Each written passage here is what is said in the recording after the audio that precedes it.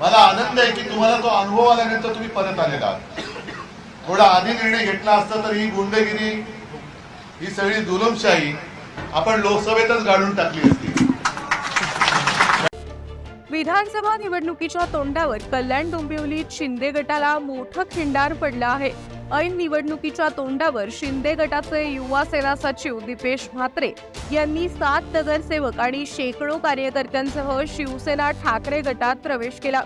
मातोश्रीवर हा पक्षप्रवेश सोहळा पार पडला. दीपेश म्हात्रे यांनी मोठं शक्ती प्रदर्शन करत ठाकरे गटात सहभागी झाले. गेल्या काही दिवसांपासून शिंदे गटाचे आमदार आणि मंत्री रवींद्र चव्हाण आणि दीपेश म्हात्रे यांच्यातील वाद चव्हाट्यावर आले होते. त्यामुळे दीपेश म्हात्रे हे नाराज झाले होते. आता डोंबिवलीतील ठाकरे गटाने शिंदे गटाला मोठा धक्का दिलाय. शिंदे गटाचे प्रदेश सचिव दीपेश म्हात्रे यांनी त्यांच्या सहकाऱ्यांसह शिवसेना ठाकरे गटात जाहीर प्रवेश केला.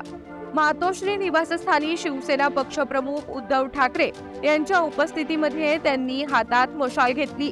दीपेश म्हात्रेंसोबत त्यांचे बंधू माजी नगरसेवक जयेश म्हात्रे, रुपेश म्हात्रे, रत्नाताई म्हात्रे, सुलोचना म्हात्रे, संगीता भोईर, वसंत भगत, संपत्तीताई शेलार अशा 7 माजी नगरसेवकांनी शिवसेनेमध्ये प्रवेश केला.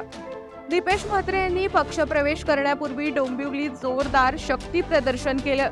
हाती घेऊन मशाल, घडवू महाराष्ट्र खुशाल अशा आशयाचे बॅनर संपूर्ण डोंबिवलीत झळकले होते. दीपेश म्हात्रे यांनी शेकडो कार्यकर्त्यांचा ताफा घेऊन मुंबईत दाखल झाले. यावेळी उद्धव ठाकरे यांनी त्यांचे स्वागत केलं.